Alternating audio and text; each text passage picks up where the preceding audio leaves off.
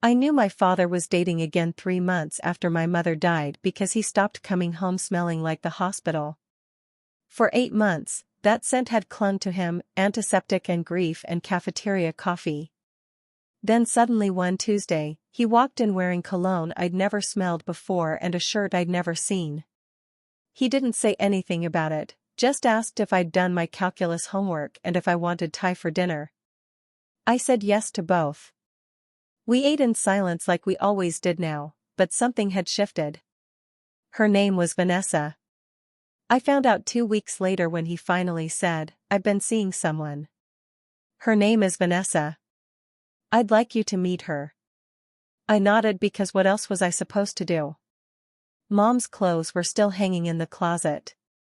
Her gardening shoes were still by the back door, caked with dirt from the last time she'd felt strong enough to tend to her roses.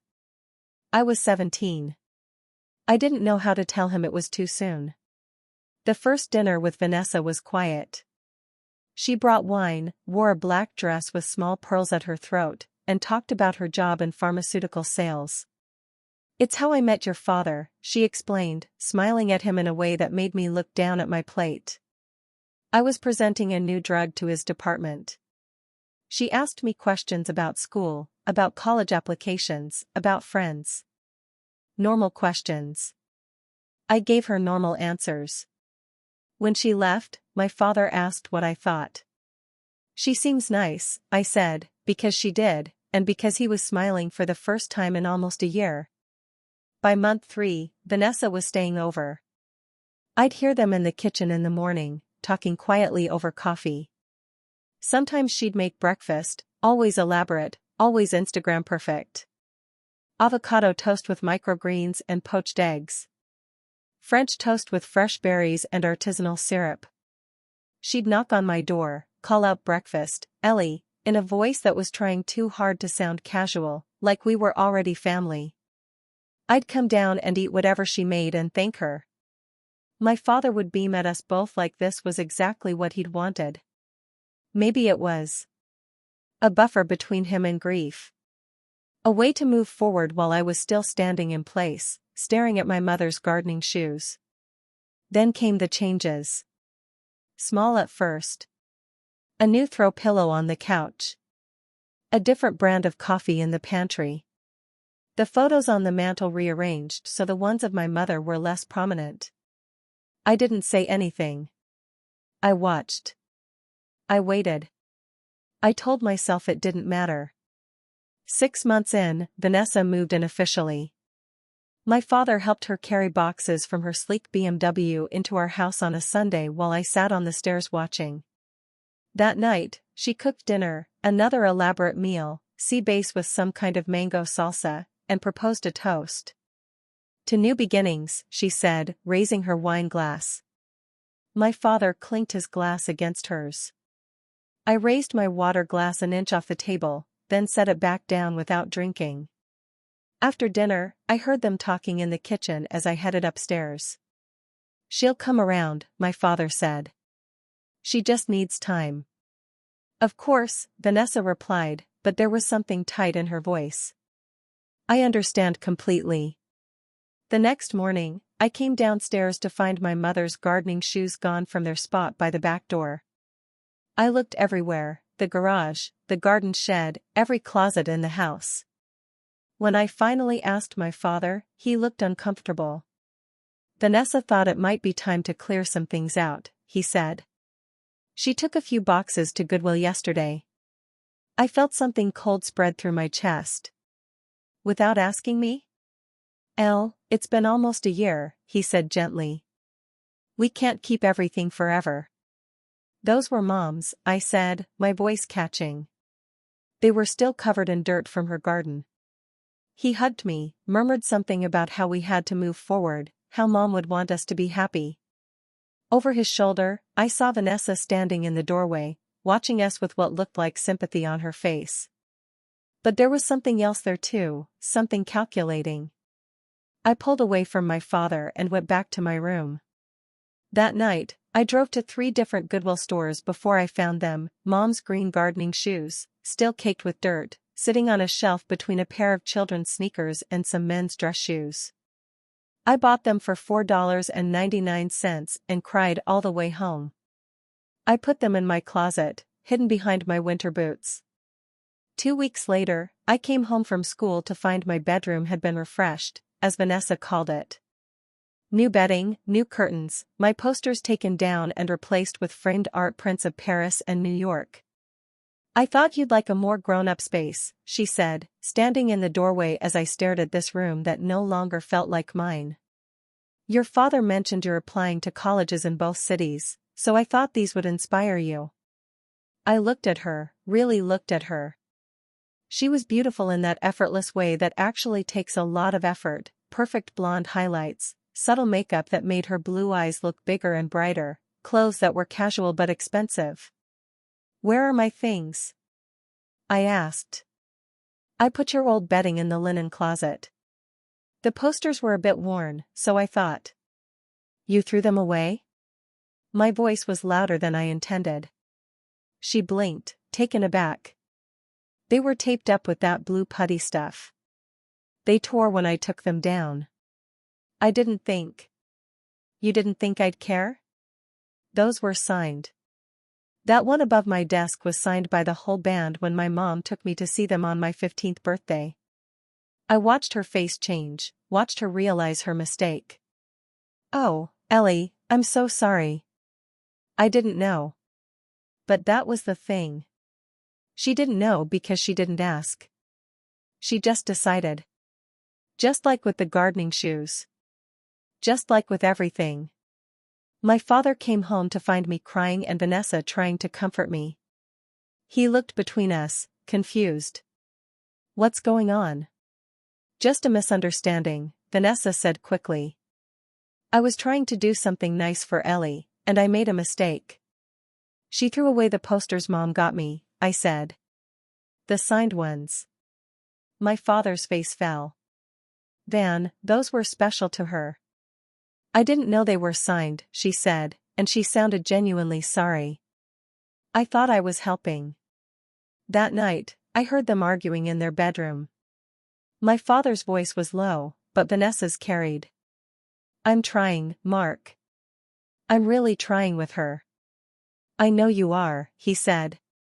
"But you have to consult us before you make changes. This is still Ellie's home too." "Is it?" "Because it feels like I'm living in a shrine to Catherine." The silence that followed was heavy enough to sink through the floor. "That's not fair," my father finally said. "Isn't it? Her clothes are still in our closet. Her books are still on the shelves. Her garden is untouched, you won't even let me plant anything new." "It's been a year, Vanessa. Just a year. And how long am I supposed to compete with a ghost?" I turned up my music after that, not wanting to hear my father's answer. Not wanting to hear him defend this woman who was slowly erasing my mother from our home.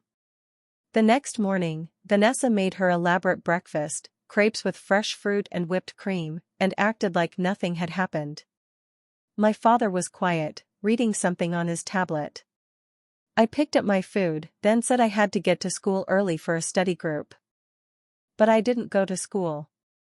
I drove to the storage unit I'd rented the day after I found Mom's gardening shoes.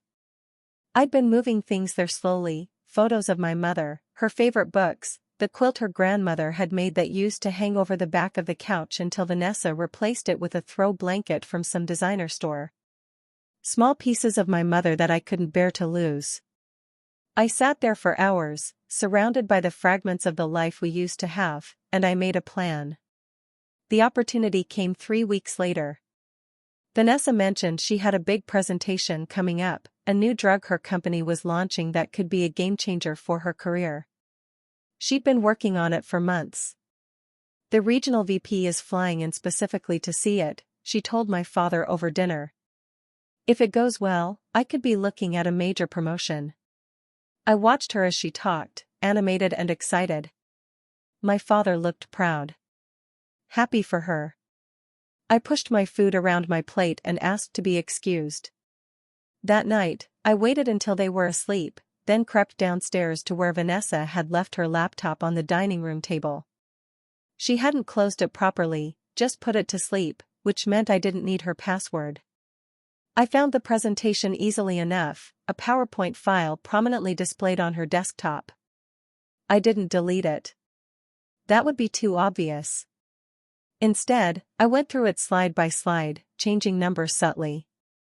A 72% efficacy rate became 27%. A 0.01% chance of serious side effects became 1%. I inserted an extra zero into the development costs. I changed dates of clinical trials. Small changes that wouldn't be noticed during a quick review but would make her look incompetent during the presentation. Then I closed the file, put the computer back to sleep exactly as I'd found it, and went back to bed. The day of her presentation, Vanessa was up early. I heard her in the bathroom, the shower running for what seemed like forever. When she came down to breakfast, she looked polished and professional in a navy suit, her hair sleek, her makeup perfect.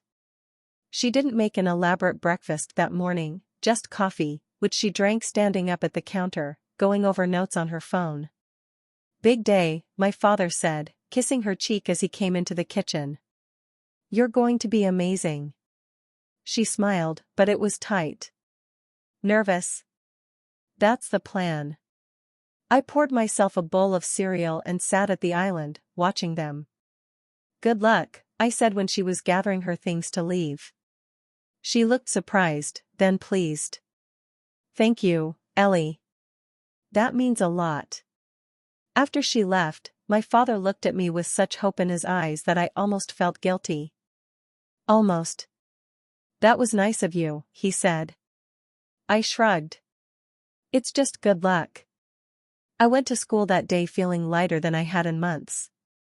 During lunch, I texted my father to say I was going to a friend's house after school to study.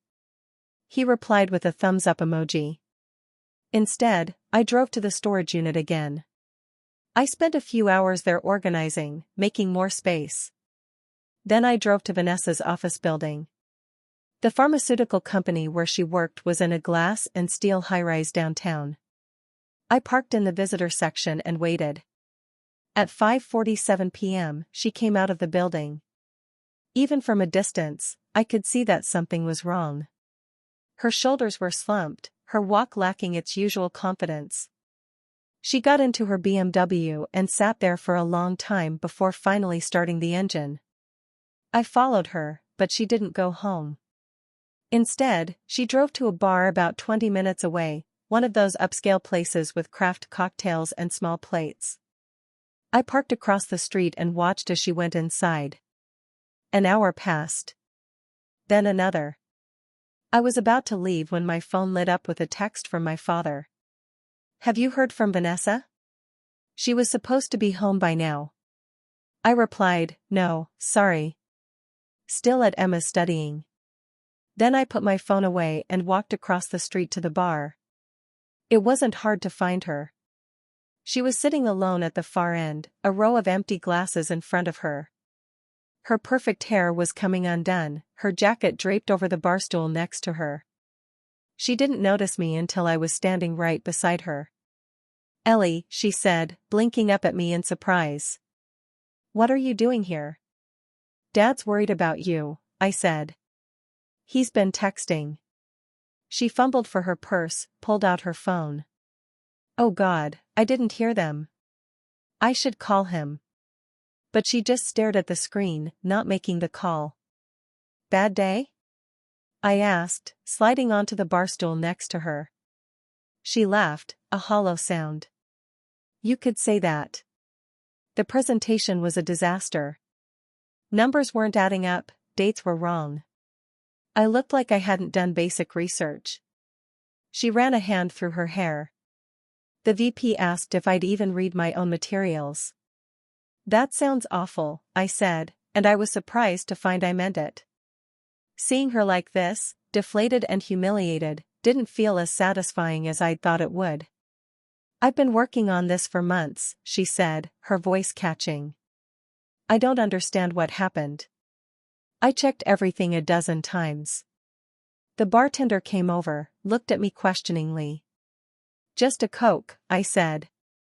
Then, she's done. Vanessa didn't argue. We sat in silence until my Coke arrived. Finally, she said, your dad's going to be so disappointed. In the presentation? In me. She stared into her empty glass. I promised him things would be different. Better. Stable. Something in her tone made me look at her more closely. What do you mean? She sighed, seemed to debate whether to continue, then said, before I met your dad, I was a mess. Failed marriage, drinking too much, in debt up to my eyeballs because I was trying to keep up appearances. She gestured vaguely at herself. All this, the clothes, the car, the perfect breakfast, it's an act. I was barely holding it together when I met your father. I didn't know what to say to that. He saved me, in a way, she continued, her words slightly slurred. He was so solid, so kind, even in his grief. Especially in his grief. It made my problems seem small. Is that why you're with him? Because he makes you feel better about yourself? She looked at me sharply. I'm with him because I love him. Because he's a good man. Because being around him makes me want to be better. She picked up a cocktail napkin, began shredding it into tiny pieces. But after today, I don't know if I can face him. I watched her destroy the napkin methodically, creating a small pile of white confetti on the bar. I thought about my mother's gardening shoes hidden in my closet. About the storage unit full of memories. About the changes I'd made to Vanessa's presentation. I can drive you home, I said finally. She looked surprised. What about your car? I can get my friend to pick me up after. It's fine. The drive home was quiet. Vanessa stared out the window, occasionally checking her phone but never replying to the texts I knew were from my father. When we pulled into the driveway, she didn't move to get out. He's going to ask what happened, she said quietly. So tell him. That I failed? That I'm not who he thinks I am? I turned off the engine, handed her the keys. Dad loves you, I said, and the words felt strange in my mouth. True, but strange. He's not going to stop because of one bad presentation. She looked at me for a long moment, then nodded. We went inside together. My father was in the living room, pacing. When he saw Vanessa, relief washed over his face, followed quickly by concern. Van? What happened? I've been calling. The presentation was a disaster, she said before he could finish. I completely blew it. All the numbers were wrong, dates were incorrect. I looked like an idiot. My father crossed the room, took her hands. Hey, it's okay. These things happen. You'll fix it, explain what happened. I can't explain it, she said, her voice breaking. I checked everything so carefully. I stood in the doorway, watching them. My father, comforting this woman who had been slowly erasing my mother. This woman who'd just confessed to me that she was barely holding it together. This woman who'd made breakfast every morning, trying too hard. It was me, I said. They both turned to look at me. What? My father asked. I changed the numbers in your presentation, I said to Vanessa. Last night. When you left your laptop open on the dining room table. The silence that followed was absolute. My father stared at me like he'd never seen me before. Vanessa's face went completely blank.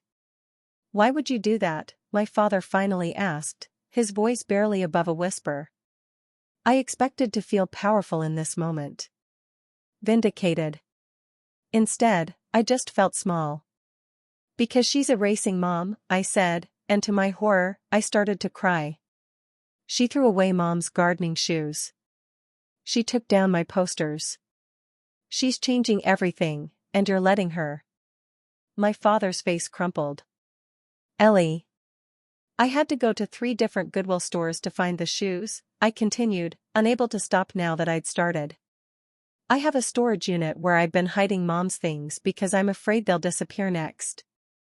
Vanessa sank onto the couch, put her head in her hands. My father looked stricken. Why didn't you tell me you felt this way? Because you're happy, I said, wiping angrily at my tears. For the first time since Mom died, you're happy. How could I take that away from you? My father crossed the room, pulled me into a hug so tight it almost hurt. Nothing is more important to me than you, he whispered into my hair. Nothing. Over his shoulder, I could see Vanessa still sitting on the couch, watching us. When our eyes met, she didn't look angry. She looked sad. I'm going to go, she said quietly, standing up. My father turned, still keeping one arm around me. Van, wait. No, I think it's best if I stay somewhere else tonight. Give you two some space to talk. She picked up her purse, her keys. I'll come by tomorrow for some clothes. And then she was gone, the front door closing softly behind her. My father and I sat at the kitchen table until late that night, really talking for the first time since my mother died. I showed him pictures of the storage unit on my phone. Told him how it felt to come home and find things changed, moved, gone. He listened, really listened, occasionally wiping away his own tears. I never meant for you to feel like we were erasing your mother, he said. I just thought. I thought moving forward meant making changes. Moving forward doesn't have to mean forgetting, I said. He nodded. You're right. The next day, Vanessa came by as promised. She and my father talked in his office for over an hour while I sat in my room, waiting. When my father called me down, Vanessa was still there, sitting on the couch, looking tired but composed. I owe you an apology, she said when I sat down across from her. Several, actually. I should never have thrown away your mother's things or changed your room without asking. I was trying to make a place for myself here, but I went about it all wrong. I nodded, not trusting myself to speak. And I want you to know, she continued, that I've called my boss and explained that there was a problem with my files, that I must have saved over my work somehow. I've asked for another chance to present next week. I felt a flash of guilt. You didn't tell them what I did? No, she said simply. That stays between us. My father cleared his throat. Vanessa and I have been talking, and we think it might be good to take a step back. She's going to stay at her apartment for a while. Give us all some space. And when we're ready, Vanessa added, maybe we can start over. Properly this time. With clear boundaries and open communication. I looked between them, these two adults who were trying so hard to make things work, to create something new from the ashes of what was lost. I'd like that, I said, and I was surprised to find I meant it. The next weekend, my father and I went to the storage unit together. We spent the day going through everything I'd hidden away. Some things we brought back home, my mother's quilt, her favorite books, the family photos I'd rescued from the back of the shelf. Others, we agreed, could stay in storage for now. And some, like my mother's gardening shoes, we took to the garden. We planted new roses, the kind my mother had always wanted but never got around to buying. We pressed the shoes into the soft dirt at the edge of the flower bed, a small memorial that would eventually be overgrown, but never forgotten. 6 weeks later, Vanessa came over for dinner. Not a big romantic evening, just takeout from the Thai place my mother had loved. We sat at the kitchen table, my father, Vanessa, and me, and talked about normal things. School. Work. The roses that were starting to bloom. After dinner, I helped clear the table while my father made coffee. Vanessa stood awkwardly in the doorway, like she wasn't sure where she belonged. I like what you've done with your room, she said finally. My father had helped me repaint it the weekend before, a deep blue that made the space feel like mine again. Thanks, I said. I'm thinking of getting some new posters. Not the same ones, but new ones. She nodded. That sounds nice. There was a pause, then she added, your mother's roses are beautiful. Your father told me she'd been wanting to plant that variety for years. Yellow sunblaze, I said. They were her favorite.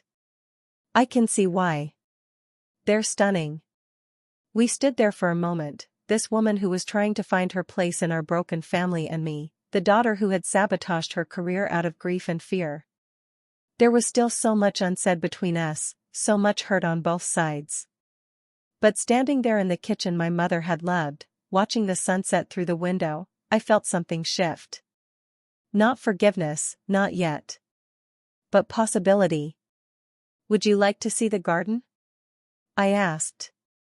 The evening light makes the roses look like they're glowing. She smiled, a real smile that reached her eyes. I'd like that very much. We walked out together into the fading light, toward the garden where my mother's shoes stood guard over the new growth. The past and future, side by side in the soft evening air.